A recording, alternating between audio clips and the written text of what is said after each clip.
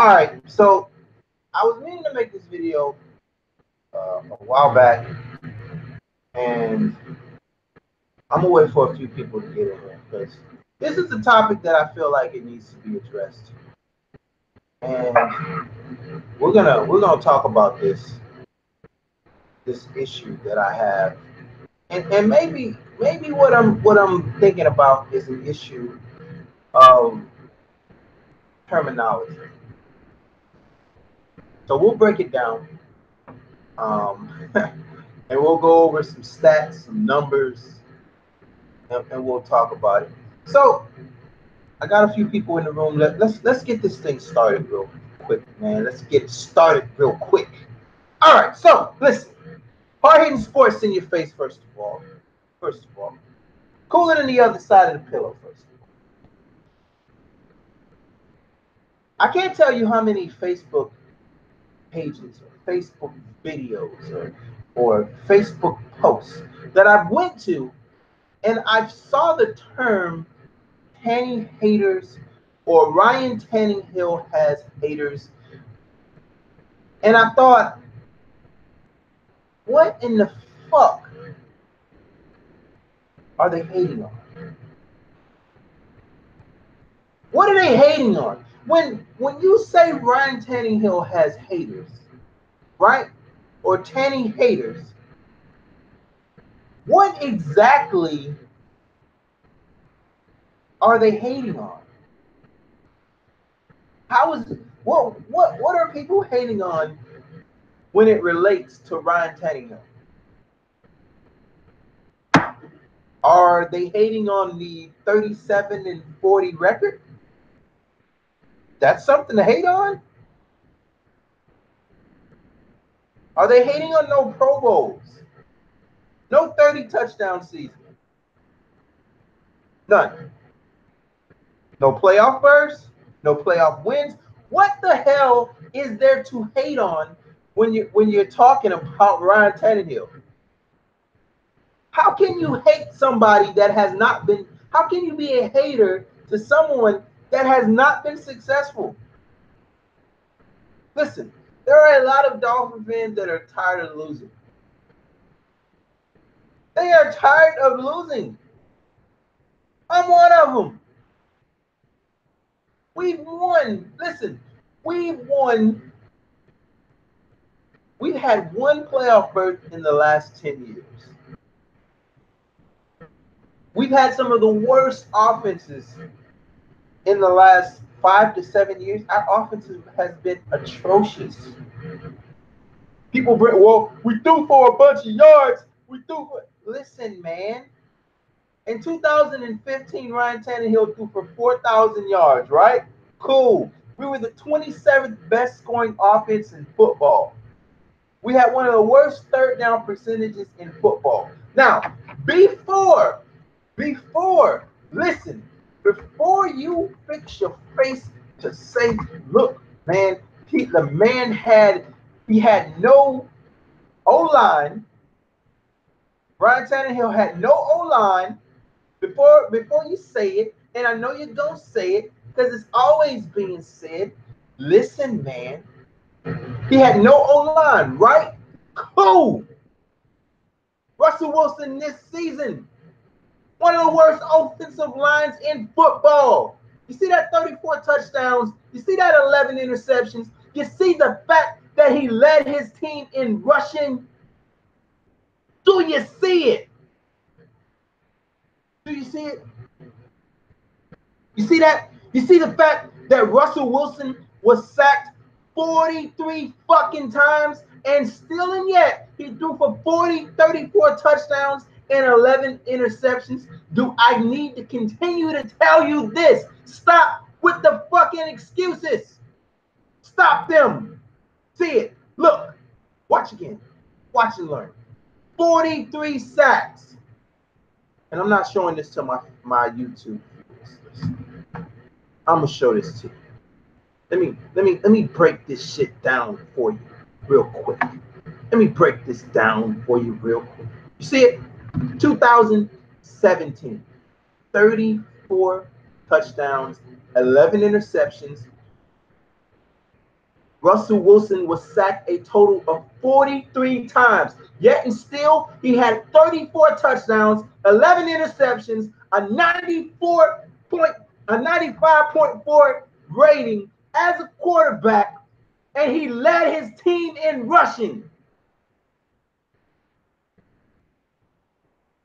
A bad O-line, a bad O-line, no running game, 34 touchdowns, 11 interceptions. Miss me with the excuses.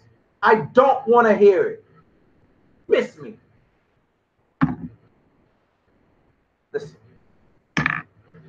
great quarterbacks are able to lift their team. And even though this was a down year for the Seattle Seahawks, I think they went 9-7 this year. They barely missed the playoffs. It was a down year for them. Last year, Russell Wilson had another good season. And I'm comparing them because and I can throw Andrew Luck in this situation as well, because he had a terrible offensive line as well. And he still went on to throw 40 touchdowns while getting hit in the mouth almost every game. And then you can kind of look at those situations and you can go, okay, these are the things that need to be fixed. We have our quarterback right.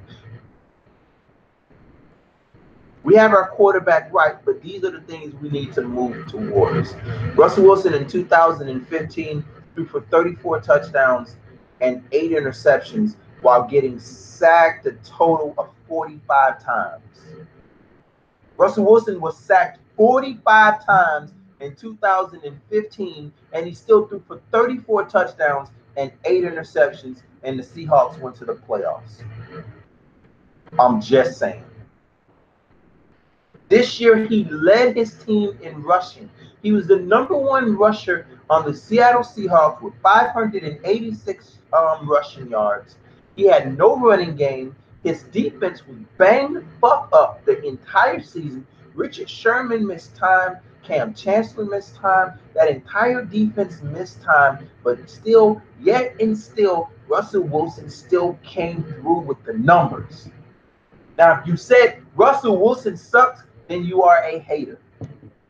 That is what I would consider a hate. You hate on successful people. I'm gonna hate on you and you're 37 and 40. What am I hating on? That doesn't make any sense. How the fuck do you have haters when you're not successful? That's retarded. And no, going up and down the field isn't an achievement to me. This is a pass-happy league. My grandma in a wheelchair can throw for 4,000 yards in this league. It's not hard. Seriously. With all the rules, when you got to pull out a goddamn measuring tape to know when you can hit a motherfucker. If you hit them above the shoulder, it's a penalty. Hit them below the shoulder, below the knees, it's a penalty. You need a measure. When you get up to the goddamn player you're supposed to tackle, you got to pull out a measuring tape to see where you can fucking hit them at. This is a soft league. It's understandable. It's completely understandable. I understand it. We have players like Junior Seau that committed suicide because of all the head trauma and all of the concussions that he suffered. And they still don't know what exactly will be the long-term ramifications of the game. So they try to make it as safe as possible. I completely understand. And even with all of the safeguards that they have in place, you still have things like Ryan Shazier, where he was basically damn near paralyzed on the field and just regaining his ability to walk. It's a very, very dangerous game. Very dangerous. But anyway, man. Anyway, that's my thoughts on it. Ryan Tannehill does not have haters. There are fans with the Miami Dolphins that look at what we have and compare it to what other teams have, and they see it for what it is. There are people that make excuses. You don't have an offensive line. Well, Russell Wilson doesn't have an offensive line. He was sacked fucking 50 times, still threw 34 touchdowns and 11 interceptions. Next excuse. Well, he doesn't have a running game. Russell Wilson was the number one rusher on his fucking team. Still threw for 34 touchdowns, 11 interceptions. Next excuse. The best receiver for Russell Wilson is an undrafted free agent named Doug Baldwin. Next excuse. I'm just saying. I'm just saying. Same thing for Andrew Luck. No running game. Frank Gore is the best running back that he's had since he's had his career. And Andrew Luck is a guy who threw 40 touchdowns and took his team to the AFC Championship game. And once again, I'm using these guys because they're in a similar situation. Andrew Luck doesn't have a great offensive line. Russell Wilson doesn't have a great offensive line. But yet those guys put up the numbers. They put up the stats. 40 touchdowns, 35 touchdowns, under duress, constantly having to make plays with bad O-line play. And you can look at it and say, listen, this is what needs to happen to help fix this team. There are no questions about Luck other than his injury status. If he's not injured, he's one of the top 10 quarterbacks in football. Russell Wilson, if he's not injured, which he's not banged up often, he's one of the top 10 quarterbacks in football. And Ryan Tannehill, excuses. One of the top 10 excuses in the NFL. Well, the offensive line, shut the fuck up. Well, he does what? Shut the fuck up. Stop it. Now, that doesn't mean as Dolphin fans we shouldn't be optimistic about what's going to continue, what's going to happen in this season. I thought Ryan Tannehill was going to have a breakout season last year.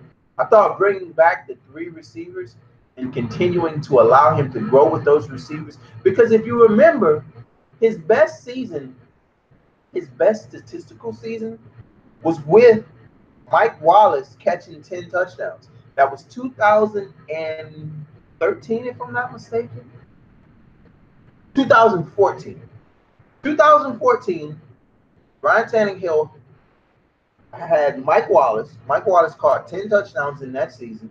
The Miami Dolphins had the 11th best scoring offense in football.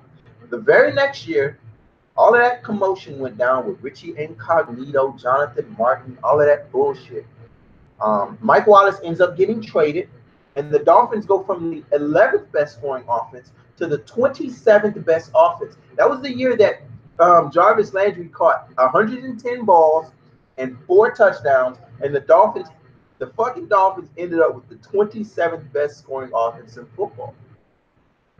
Because you lose 10 touchdowns out of Mike Wallace. You lose him. People like to, and that's another guy they like to fucking dog. Mike Wallace. Mike Wallace burnt every single number 1 cornerback that I can think of in the NFL in 2014. Burnt Akeem Talib. Burnt Xavier Rhodes. Burnt Stephon Gilmore. He was roasting number 1 corners. He was beating some of the best cornerbacks in football. Mike Wallace in 2014. He wasn't getting stuck by the 5th best cornerback on the roster. He was not. He was burning number 1 cornerbacks. He was burning the best cornerbacks you have to offer. He was roasting them. Not backups. No. Mike Wallace was beating premier cornerbacks in 2014. Some of the best. Just a few examples. In this video, hold on. This video will probably get flagged, but we'll do it anyway.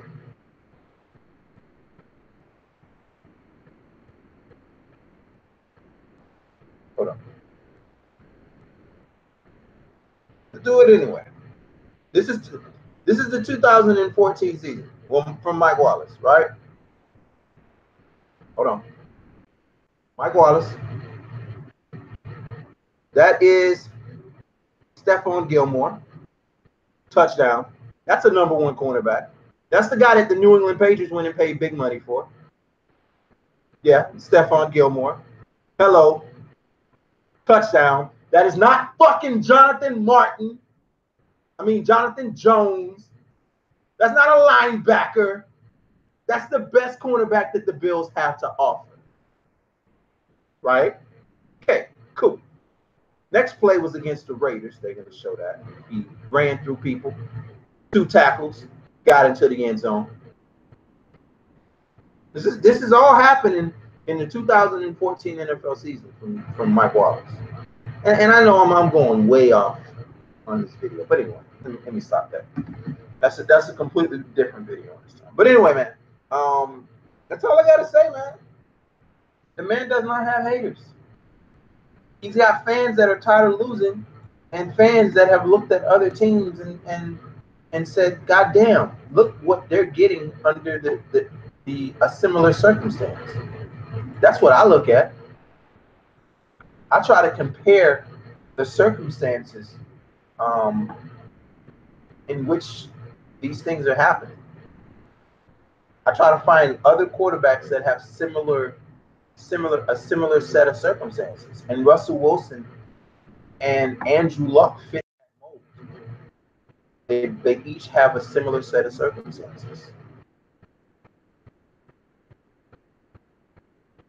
You know what I mean? Anyway, let me know how you feel about this. He doesn't have haters, man. He's got fans. He's got Dolphin fans that are tired of losing. You can't hate on somebody that's not successful. How the fuck I'm hating on a 37-40 quarterback? That doesn't make any sense. What am I hating on?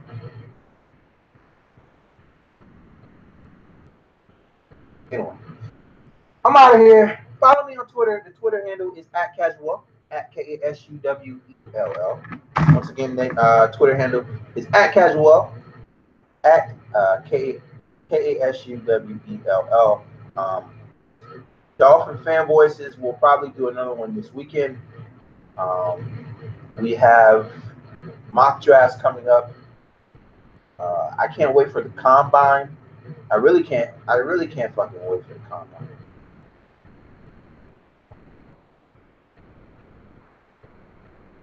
To see exactly how that goes, and what players stand out, what players jump. It always happens, man. There's always that one guy that comes out of nowhere.